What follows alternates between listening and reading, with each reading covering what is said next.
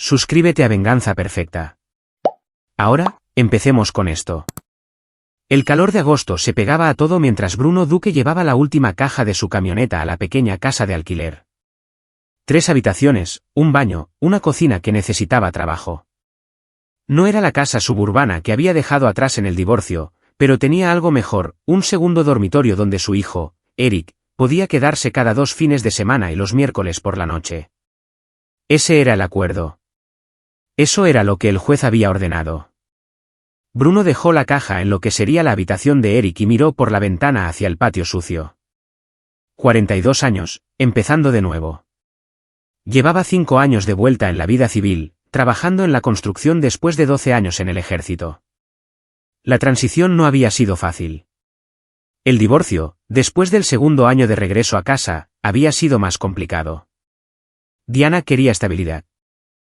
Un marido que llegara a casa a las 5:30, que no se despertara lanzando golpes por las pesadillas. Era justo. Él lo intentó.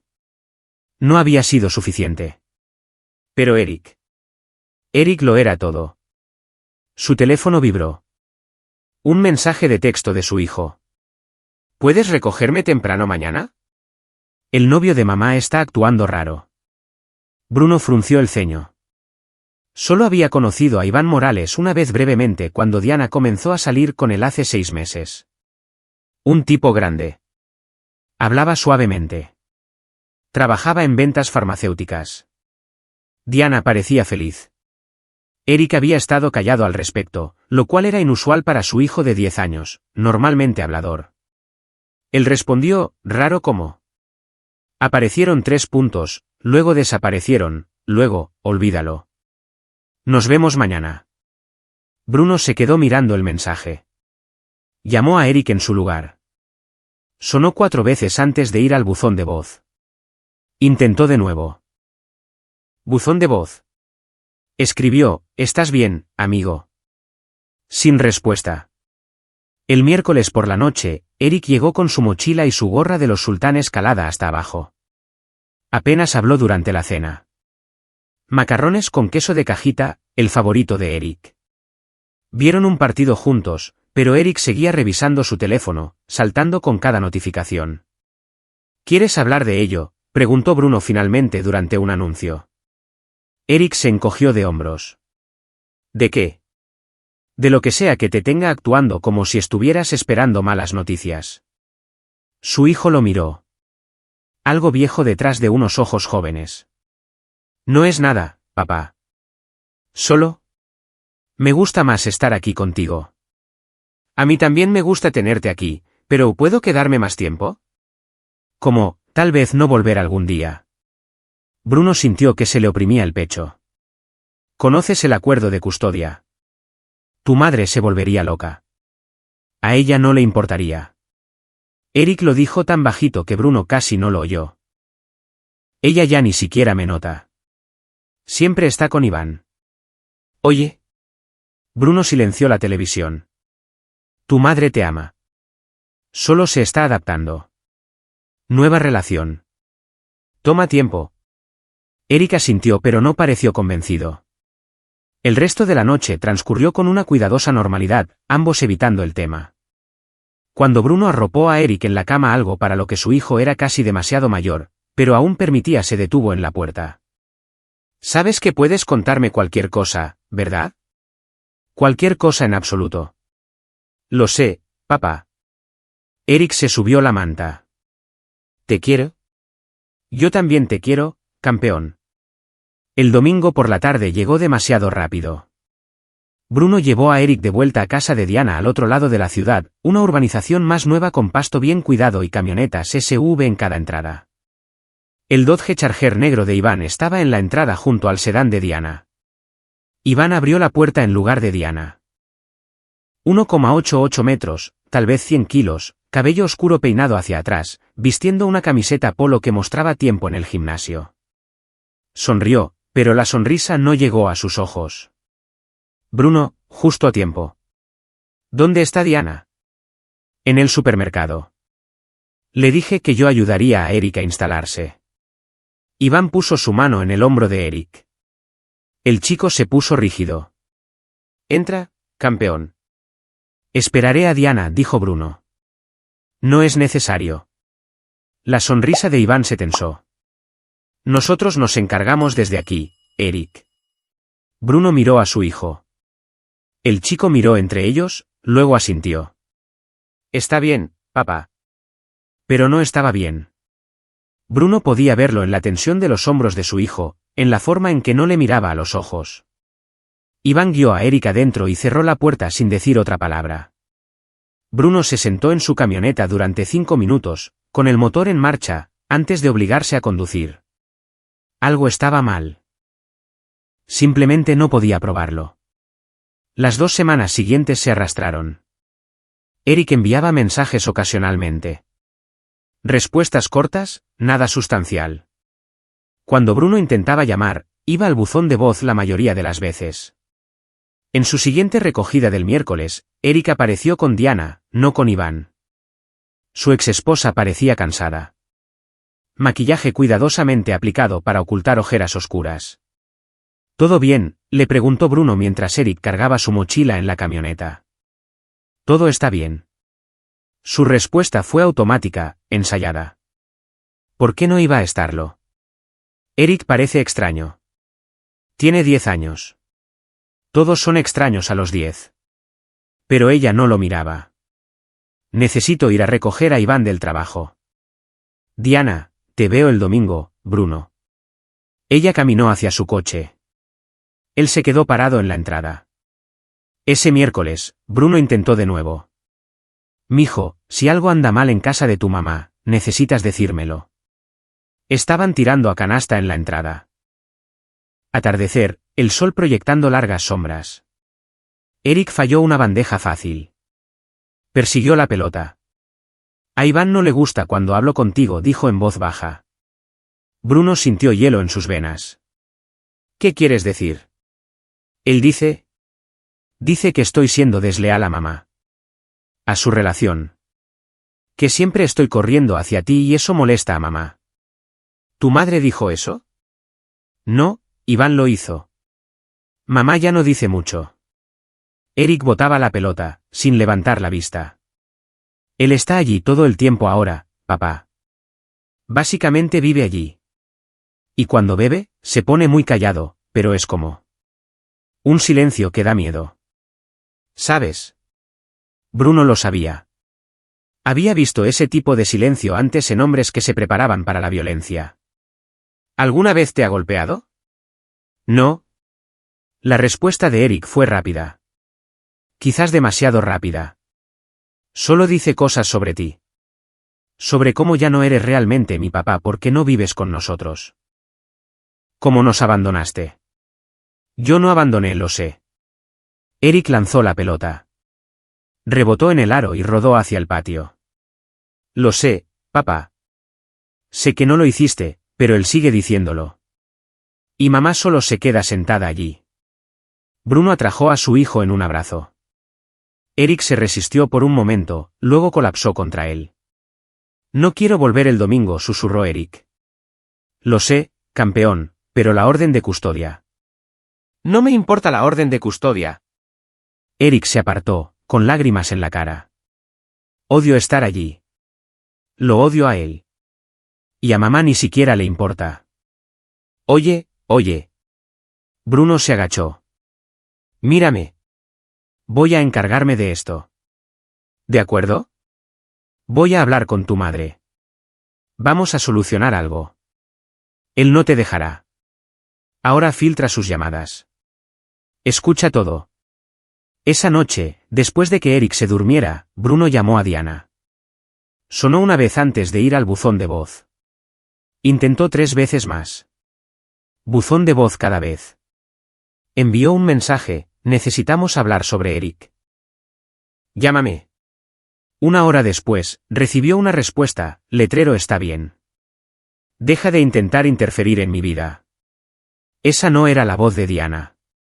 Ella nunca llamaba a su hijo, solo Eric, en un mensaje de texto.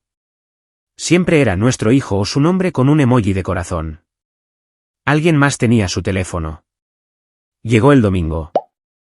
Bruno llevó a Eric de vuelta, con el estómago revuelto. Esta vez, Diana respondió a la puerta. Iván acechaba en el fondo, observando. ¿Podemos hablar?, preguntó Bruno. A solas. No hay nada de qué hablar. La voz de Diana era plana. Eric está bien. Nosotros estamos bien. Diana, vamos. Sabes que algo no está bien. Iván apareció detrás de ella, una mano en el marco de la puerta, acorralándola. Ella dijo, todo está bien, Bruno. Es hora de que te vayas. Estoy hablando con mi exesposa. ¿Quién ha seguido adelante? Iván sonrió. Ahora sal de nuestra propiedad antes de que llame a la policía. Bruno mantuvo su posición, con los ojos clavados en los de Iván. Había enfrentado a sicarios en la Sierra de Sinaloa. Este civil no lo asustaba, pero Eric estaba dentro, y comenzar una pelea en el jardín delantero solo empeoraría las cosas. Diana intentó una vez más. Por favor. Ella lo miró, y por un momento, vio miedo en sus ojos. Luego dio un paso adelante atrás, e Iván cerró la puerta. Bruno condujo a casa con las manos temblando en el volante. No por miedo, sino por rabia cuidadosamente controlada, contenida. Había pasado años aprendiendo a canalizar esa rabia, a dirigirla con precisión. Solo necesitaba un objetivo. Ese objetivo lo llamó a las 11:43 de la noche de un miércoles. Bruno estaba haciendo papeleo en la mesa de su cocina cuando su teléfono se iluminó. El nombre de Eric. Respondió inmediatamente. Hola mijo, ¿estás bien? Sollozos. Sollozos ahogados y aterrorizados. Papá. Papá, por favor. Eric, ¿qué pasa? ¿Qué ocurrió? Iván dijo. Dijo que me mataría si te llamaba de nuevo. Papá, tengo miedo. ¿Dónde estás? ¿Dónde está tu madre? Ella está dormida. Tomó una de sus pastillas. No se despierta. E Iván dijo. El teléfono crujió, hubo un forcejeo. La voz de Eric se volvió distante. No, no, por favor. Luego, la voz de un hombre, tranquila y fría. Tu chico es mío ahora, Bruno. Vive en mi casa, come mi comida y va a aprender a respetarme. Tuviste tu oportunidad de ser padre. Fallaste. Así que, esto es lo que va a pasar. Vas a dejar de llamar, dejar de enviar mensajes, dejar de llenarle la cabeza con mierda sobre ir a vivir contigo. Él es mío ahora. ¿Y si no te gusta? Bueno. Una pausa. Bruno podía escuchar a Eric llorando de fondo. Ven a buscarlo si eres lo suficientemente hombre. La línea se cortó. Bruno se sentó en el repentino silencio de su cocina, con el teléfono todavía presionado contra su oreja. Luego, con mucho cuidado, lo dejó sobre la mesa. Su mano estaba firme ahora. Su mente estaba clara. Abrió sus contactos y comenzó a desplazarse por nombres a los que no había llamado en años. Hombres de otra vida. Hombres que habían sangrado con él, luchado a su lado. Hombres que entendían ciertas cosas sobre el mundo que los civiles nunca entenderían. Hombres que sabían que algunos problemas no podían resolverse con abogados y audiencias de custodia. Primera llamada. Ramiro el Rojo Álvarez en Hermosillo. Contestó al segundo timbre. Bruno-Duque. ¿Es esto una llamada social o necesitas algo? Necesito algo. Di cuándo y dónde. Segunda llamada. Luis Garza en Guadalajara. Respondió inmediatamente a pesar de la hora tardía. Háblame. ¿Recuerdas lo que dijiste en el funeral de Jennings? Que si alguna vez necesitaba algo, llamara. Lo recuerdo. Estoy llamando. Tercera llamada. Román Campos, quien había servido 3 turnos a su lado y ahora dirigía un negocio de consultoría de seguridad en Ciudad de México. Escuchó sin interrumpir mientras Bruno explicaba, con voz tranquila y objetiva. Cuando Bruno terminó, Román guardó silencio por un momento. Envíame la dirección. Salgo en 20 minutos. ¿Y Bruno? Llevamos a Valo, Esteban, Raúl y Leo. ¿Te sirve? Me sirve. Cuarta llamada, Valo Mendoza. Quinta a Esteban Castillo. Sexta a Raúl Ortega. Séptima a Leo Huerta. Cada conversación igual. Sin preguntas sobre legalidad. Sin vacilación. Solo cuándo y dónde. 8 hombres que habían aprendido en las sierras de Michoacán y las calles de Nuevo Laredo que algunas líneas, una vez cruzadas, exigían una respuesta. Rápida, segura y definitiva. Bruno miró el reloj. 11:58 de la noche. Fue al armario de su dormitorio y sacó el baúl que no había abierto en 3 años. Dentro, cuidadosamente envueltas en tela aceitada, había cosas de otra vida. Seleccionó lo que necesitaba, luego cerró la tapa. A las 12:15, estaba en su camioneta conduciendo hacia el norte. 6 horas hasta la casa de Diana. Condujo con las ventanas bajadas, dejando que el aire de la noche lo mantuviera alerta. La rabia seguía allí, pero controlada ahora, enfocada. No la rabia caliente que te volvía estúpido.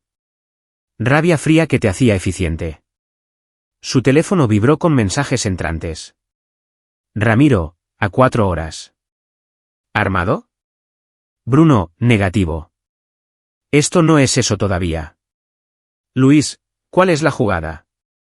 Bruno, extracción primero, consecuencias después. Román, ¿reglas de enfrentamiento? Bruno, lo que sea necesario. Amenazó a mi hijo. A las 3 de la madrugada, Bruno se detuvo a 2 cuadras de la casa de Diana. La calle estaba oscura, tranquila, la urbanización sumida en el sueño. El Charger de Iván estaba en la entrada. Las luces de la sala de estar seguían encendidas. Bruno aparcó y esperó. Uno a uno, llegaron los vehículos. Ramiro en un sedán alquilado. Luis en su Ford F-250. Román conduciendo una Suburban con Valo, Esteban, Raúl y Leo apretados dentro. Aparcaron a intervalos a lo largo de la calle, casuales, sin llamar la atención. A las 3:20 de la madrugada, se reunieron en la camioneta de Bruno. 8 hombres de entre 38 y 45 años. Ramiro, compacto y fibroso, todavía se movía como el miembro de las fuerzas especiales que había sido. Luis, masivo y callado, había sido su médico y podía derribar a un hombre del doble de su tamaño sin sudar. Román, con sus ojos calculadores, había dirigido operaciones tácticas. Valo, Esteban, Raúl y Leo, cada uno de ellos con habilidades en las que Bruno había confiado en lugares donde los errores significaban bolsas para cadáveres. Sitrep, dijo Román. Bruno lo expuso en 60 segundos. La línea de tiempo, las amenazas de Iván, Eric dentro y Diana probablemente drogada. El objetivo principal es la seguridad de Eric. El secundario es asegurarse de que Iván Morales entienda que cometió un error. ¿Qué hay de la exesposa?, preguntó Ramiro. Extraedla si quiere venir. De lo contrario, conseguimos a Eric y evidencia de lo que está pasando. ¿Policía?, preguntó Luis. Después de que hagamos esto. ¿Verdad? Iván los llama él mismo, y no le ayudará. Avanzaron por la calle. Sombras en la oscuridad. Bruno los guió hasta la puerta principal. Podía ver a Iván a través de la ventana, sentado en el sofá, bebiendo cerveza, viendo la televisión. ¿Solo?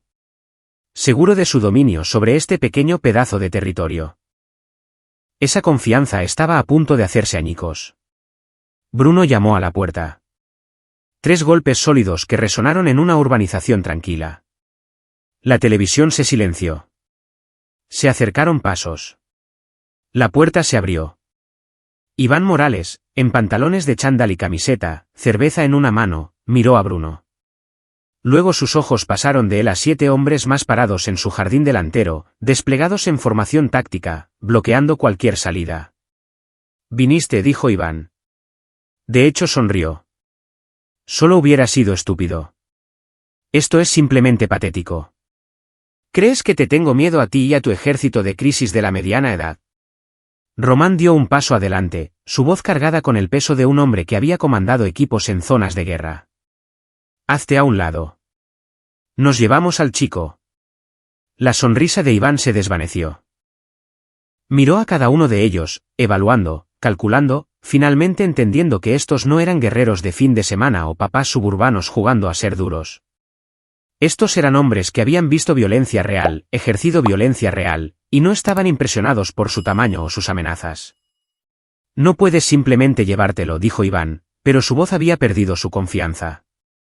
Llamaré a la policía. Están invadiendo propiedad privada. Llámalos, dijo Bruno en voz baja. Y luego explica por qué un niño de 10 años llamó a su padre llorando. ¿Por qué amenazaste con matarlo y por qué su madre está inconsciente arriba? Por favor, Iván, haz esa llamada. Esperaré. La mano de Iván se apretó en la botella de cerveza. Bruno podía ver su mente trabajando, tratando de encontrar un ángulo, una manera de mantener el control. El hombre era un depredador, pero los depredadores dependían de intimidar a presas más débiles. Cuando se enfrentaban a una manada, se plegaban. No amenacé con matar a nadie, dijo Iván. El chico es dramático. Exagera. Grabé la llamada. Bruno dijo que era un farol, pero Iván no lo sabía. Tu voz, tus palabras. Ven a buscarlo si eres lo suficientemente hombre. Eso va a sonar muy bien para el DIF. Algo parpadeó en los ojos de Iván. ¿Miedo? Ahora, continuó Bruno, vas a hacerte a un lado. Vamos a buscar a Eric, y luego tú y yo vamos a tener una conversación sobre lo que sucede después. Tengo derechos. Mi hijo también. La voz de Bruno bajó a algo peligroso. También los tenía su madre antes de que empezaras a drogarla para mantenerla dócil. Sí, Iván, lo sé. He estado investigando un poco estas últimas horas durante mi viaje. Curioso lo de las ventas farmacéuticas, tienes acceso a todo tipo de medicamentos interesantes. Benzos, también. Cosas que hacen a la gente agradable, somnolienta, fácil de controlar. La cara de Iván se puso pálida. Hazte a un lado, dijo Bruno de nuevo. Durante un largo momento, Iván se quedó allí. Luego Valo avanzó y Raúl flanqueó por la derecha, e Iván de repente se dio cuenta de que estaba a punto de ser removido físicamente de su propia puerta por hombres que sabían exactamente cómo hacerlo de manera eficiente y dolorosa. Se hizo a un lado. Bruno pasó junto a él hacia la casa, Ramiro y Luis lo siguieron. Los otros formaron un perímetro, manteniendo a Iván contenido. Bruno subió las escaleras de 2 en 2 hacia la habitación de Eric. Su hijo estaba acurrucado en la cama, todavía vestido, con la cara surcada de lágrimas. Cuando vio a Bruno, se lanzó hacia adelante. Papá. Te tengo, amigo. Te tengo. Bruno lo abrazó fuerte. Haz una maleta, rápido. ¿Qué pasa con mamá? La revisaré. Ve. Bruno cruzó al dormitorio principal. Diana estaba tendida en la cama, completamente vestida, respirando pero profundamente inconsciente. Le tomó el pulso. Constante pero lento. En la mesita de noche había frascos de pastillas. Los fotografió con su teléfono. Alprazolam, recetado a Iván Morales. Ambien. Mismo nombre. Los propios frascos de prescripción de Diana estaban allí también. ¿Intactos? Regresó a la habitación de Eric. Su hijo había metido ropa en su mochila, agarrado su tableta y cargador. ¿Listo? Bajaron las escaleras. Iván estaba sentado en el sofá ahora, rodeado por 7 hombres que lo observaban con desapego profesional. Ramiro había encontrado más frascos de pastillas en la cocina. Luis había localizado el teléfono de Iván y estaba desplazándose por él con una eficiencia inquietante. Interesante historial de mensajes, dijo Luis. Muchos mensajes a tu chico sobre controlar a su madre. Manteniendo al niño a raya. Un par de fotos que definitivamente no deberías tener en tu teléfono. Miró a Iván con disgusto. Estás acabado. Esas son privadas. Ya no. Luis reenvió todo a su propio teléfono, luego al de Bruno.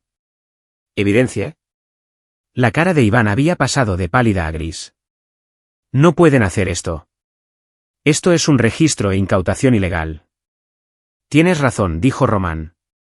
Somos ciudadanos privados que presenciaron actividad sospechosa y realizaron un control de bienestar.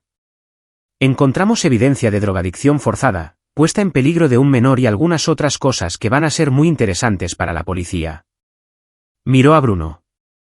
¿Quieres hacer la llamada, o debo hacerlo yo? Yo lo haré. Bruno tenía la mano de Eric firmemente en la suya. Pero primero, Iván y yo necesitamos esa conversación. Asintió hacia la puerta. Ramiro y Valo escoltaron a Iván afuera hacia la entrada.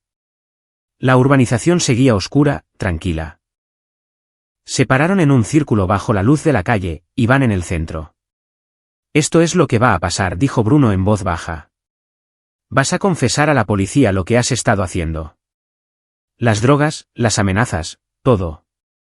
Vas a cooperar completamente, y vas a rezar para que el juez sea suave contigo. ¿Y si no lo hago? Bruno se acercó más. Entonces volveremos. Y la próxima vez, no será para hablar. ¿Me estás amenazando? No. La voz de Román era práctica. Estamos explicando las consecuencias. Mira, cometiste el error de pensar que eras duro. Que podías asustar a un niño y controlar a una mujer y nadie haría nada al respecto. Olvidaste que algunos de nosotros no jugamos bajo tus reglas. Hemos estado en lugares donde las reglas no existían. Hecho cosas que no puedes imaginar. Y aunque somos civilizados ahora, aunque seguimos la ley la mayor parte del tiempo. Sonrió sin calidez. La mayor parte del tiempo no es todo el tiempo. Iván miró alrededor del círculo de caras. Finalmente entendió lo que Bruno había sabido en el momento en que colgó el teléfono. Esto ya no era una disputa de custodia. Esto era un ajuste de cuentas. Quiero un abogado, dijo Iván débilmente. Tendrás uno, dijo Bruno. Justo después de que hables con la policía. Sacó su teléfono y marcó el 911. El operador respondió. ¿911? ¿Cuál es su emergencia? Necesito reportar puesta en peligro de un menor y drogadicción forzada, dijo Bruno con calma. El sospechoso está bajo custodia. La víctima está a salvo. La evidencia está asegurada. Necesitamos oficiales y una ambulancia en. Dio la dirección. Iván comenzó a protestar, pero Luis puso una mano en su hombro. No amenazante, solo pesada. El tipo de peso que sugería que moverse sería un error. Las siguientes 2 horas fueron un caos en cámara lenta. La policía llegó, luces parpadeando en la tranquila urbanización. Una ambulancia para Diana, declaraciones de todos. Eric se aferraba a la mano de Bruno a través de todo ello, negándose a soltarla. Los oficiales que respondieron los separaron, tomaron declaraciones individuales, fotografiaron evidencia. Una detective, una mujer de unos 40 años llamada Herrera, escuchó la grabación de la llamada de Eric que Bruno había guardado en su buzón de voz. Su expresión se endureció con cada palabra. Eso es amenaza terrorista como mínimo, dijo. Combinado con las drogas, la evidencia de coerción. Señor Duque, voy a ser honesta. Esto podría haber terminado mal. Debería habernos llamado inmediatamente. ¿Habrían llegado a tiempo?, preguntó Bruno. La detective Herrera lo miró a los ojos. Tenía su propia respuesta, pero no podía decirla. Quédense en la ciudad. Necesitaremos declaraciones de seguimiento. Iván Morales fue esposado y puesto en un coche de policía. Mientras se lo llevaban, miró a Bruno a través de la ventana. Ya no con ira, sino con miedo. ¿Bien? Diana fue llevada al hospital. Bruno la siguió en su camioneta, Eric a su lado, su escuadrón en convoy detrás. En la sala de emergencias, esperaron mientras los médicos realizaban pruebas, eliminaban las drogas de su sistema y verificaban daños a largo plazo. Al amanecer, un médico salió. Ella estará bien. Niveles significativos de benzodiazepinas y zolpidem en su sistema, pero ahora está receptiva, preguntando por su hijo. Dejaron entrar a Eric primero. Bruno observó a través de la ventana cómo su hijo abrazaba a su madre, ambos llorando. Luego el médico asintió y Bruno entró. Diana parecía pequeña en la cama del hospital, con vía intravenosa en el brazo, el cabello enredado. Cuando lo vio, brotaron nuevas lágrimas. Lo siento, susurró. Lo siento mucho, Bruno. No lo sabía. No me di cuenta. ¿Cuándo empezó?, preguntó Bruno gentilmente. No lo sé. Hace meses. Pensé que solo estaba cansada, estresada. Él era tan servicial, preparándome té antes de dormir, diciéndome que me relajara. Yo solo. No lo cuestioné. Miró a Eric. ¿Te lastimó? Dime la verdad. No me golpeó, dijo Eric. Pero me asustó mucho. Diana lo acercó de nuevo. Miró a Bruno por encima de la cabeza de su hijo. Gracias por venir. No pudo terminar. Amenazó a nuestro hijo, dijo Bruno simplemente. Nadie hace eso. El médico le dio privacidad. Bruno salió a donde su escuadrón estaba disperso por la sala de espera, bebiendo café terrible y pareciendo fuera de lugar entre las familias preocupadas y los pacientes de la noche. ¿Ella va a estar bien?, preguntó Ramiro. Estará bien. ¿Y el chico? Él estará bien también. Román se levantó, estirando la espalda. Deberíamos irnos. Tenemos un largo viaje a casa. Sí. Bruno le estrechó la mano. Gracias. A todos ustedes. ¿Harías lo mismo? Luis lo dijo, no era una pregunta. Se fueron uno por uno, desapareciendo en la madrugada. Bruno los vio irse. Estos hombres que habían dejado todo y conducido durante la noche porque él lo había pedido. Porque eso es lo que haces por tus hermanos. Volvió a entrar. Eric se había quedado dormido en la silla junto a la cama de Diana, con la mano en la de ella. Diana estaba despierta, mirando al techo. ¿Qué pasa ahora?, preguntó en voz baja. Ahora nos enfocamos en que tú y Eric estén a salvo. Habrá una audiencia de custodia. Probablemente órdenes de emergencia hoy. El DIF se involucrará. Iván será procesado. Bruno se sentó en la otra silla. ¿Y sanaréis? Los dos. Debería haberlo sabido, dijo Diana. Debería haberlo visto. Era un depredador. Son buenos ocultando lo que son. Ella giró la cabeza para mirarlo. Podrías haber llamado simplemente a la policía. ¿Por qué viniste tú mismo? Porque tenía a mi hijo. Y porque llamar a la policía podría haber tomado demasiado tiempo. La voz de Bruno era tranquila. No iba a arriesgar la vida de Eric con los tiempos de respuesta. Me asustaste, admitió Diana. Cuando desperté y la policía estaba allí e Iván estaba esposado y había todos esos hombres que no conocía en mi casa. Pensé. Pensaste que vinimos por violencia, ¿no? Bruno consideró eso. Vine preparado para ello, pero solo si era necesario. La violencia es una herramienta, Diana. La usas cuando es la herramienta correcta. Anoche, la herramienta correcta era la presencia. Presencia abrumadora e innegable. Iván respondió al poder. Así que le mostramos cómo se veía el poder real. Todos esos hombres. ¿Tus amigos? Mis hermanos. Bruno miró a su hijo dormido. Hombres a los que confío mi vida. Hombres que me confían la suya. Cuando llamé, vinieron. Sin preguntas, sin vacilación. Eso es lo que son. Diana guardó silencio por un largo momento. Nunca entendí esa parte de ti. La parte militar.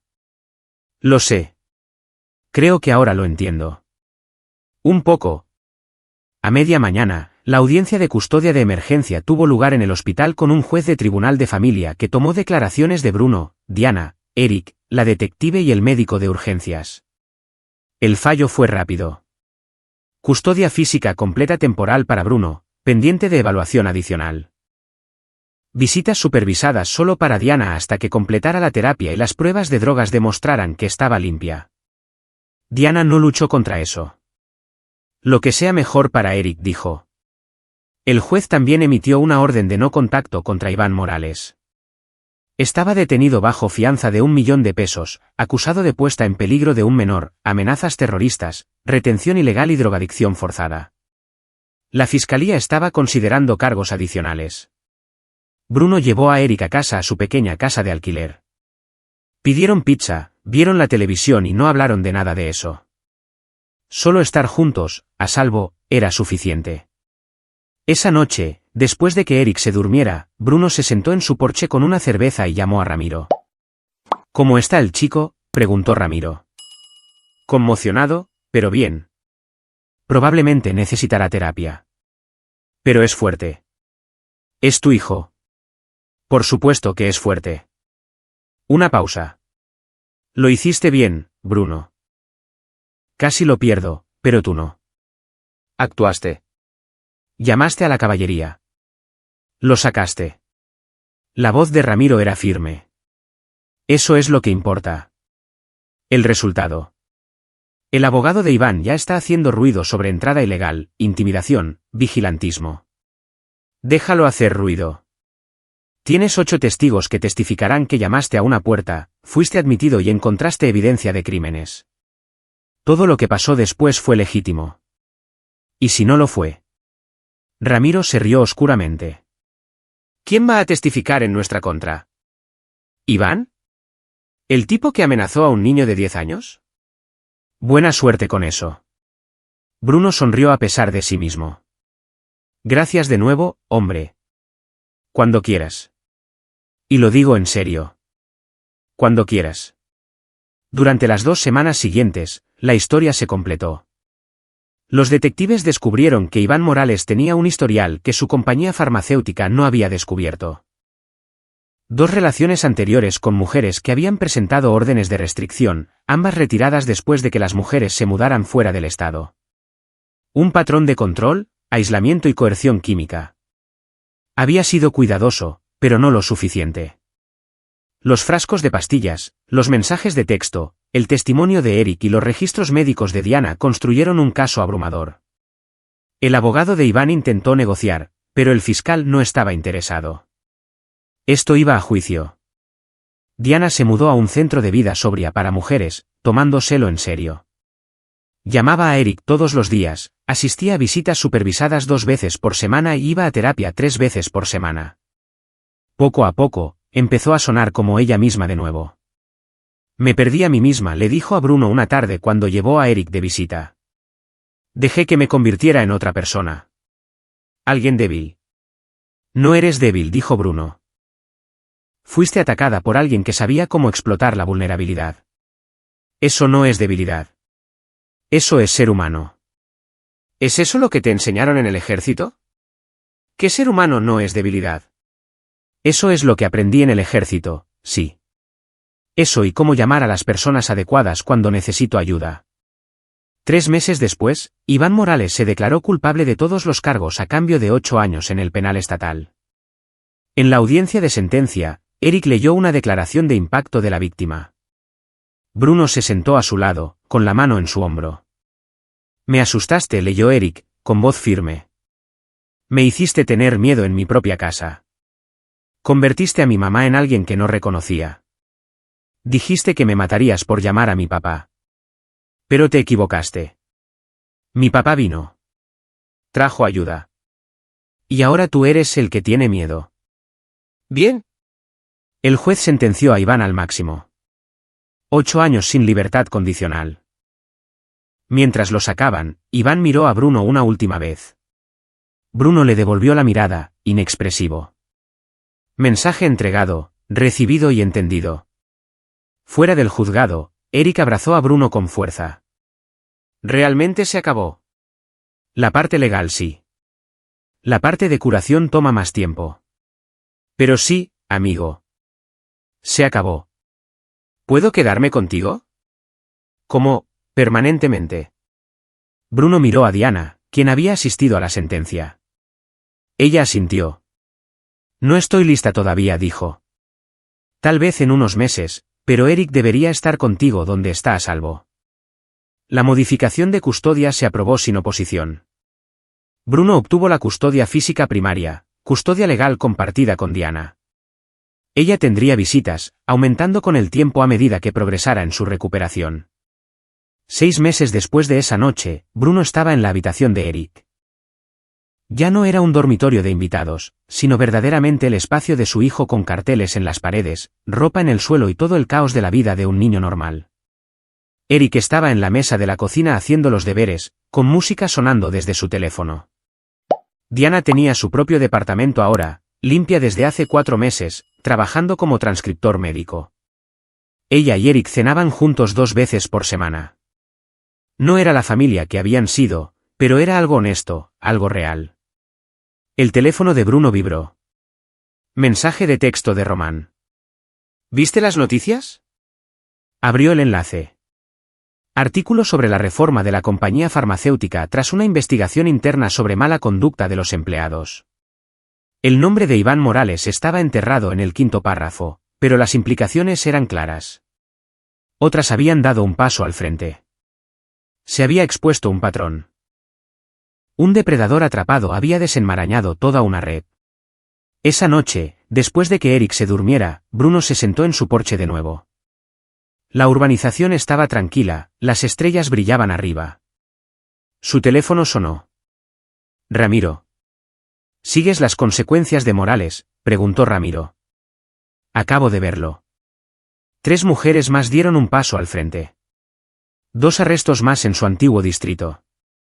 Resulta que nuestro chico era parte de un pequeño y agradable club de escoria que compartía tácticas. La voz de Ramiro estaba satisfecha. Todos van a caer. Bien.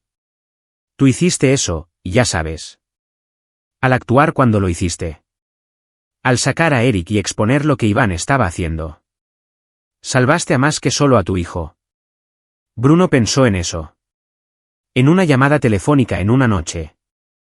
Una decisión de actuar en lugar de esperar. Un grupo de hermanos que respondieron cuando fueron llamados. Nosotros hicimos eso, corrigió. No podría haberlo hecho solo. No, estuvo de acuerdo Ramiro. Pero tú hiciste la llamada. Eso es liderazgo, Duque. Viste una amenaza. La evaluaste correctamente. Tomaste una acción decisiva. Ese es el entrenamiento. Eso es lo que nos enseñaron. Después de colgar, Bruno se sentó en el silencio un rato más. Dentro, su hijo dormía a salvo. Calle abajo, otras familias dormían a salvo también, protegidas por leyes y cerraduras y la delgada ficción de que los monstruos no existían. Pero Bruno sabía más. Los monstruos existían. Caminaban en camisetas polo y trabajaban en ventas farmacéuticas y sonreían a los vecinos y aislaban a sus víctimas lenta, metódica y pacientemente. Y a veces, cuando el sistema no podía moverse lo suficientemente rápido. Cuando un niño llamaba llorando en la noche. Cuando un monstruo cometía el error de amenazar algo precioso. A veces necesitabas hombres que recordaran cómo cazar monstruos. 8 hombres que condujeron durante la noche. Que llamaron a una puerta a las 3 de la madrugada. Que le mostraron a un depredador lo que sucedía cuando amenazabas al hijo de la persona equivocada. Bruno terminó su cerveza y entró. Mañana Eric tenía un partido de béisbol. Diana vendría a verlo. La vida continuaba, ordinaria y preciosa y ganada con esfuerzo. Pero en ese baúl en su armario, envueltas en tela aceitada, esas herramientas de otra vida permanecían listas. Por si acaso. Porque una vez que aprendes a cazar monstruos, nunca olvidas realmente. Y nunca, nunca dejas que ganen. Aquí es donde nuestra historia llega a su fin. Comparte tus pensamientos en la sección de comentarios. Gracias por tu valioso tiempo. Si disfrutaste esta historia, por favor asegúrate de suscribirte a este canal. Eso me ayudaría mucho.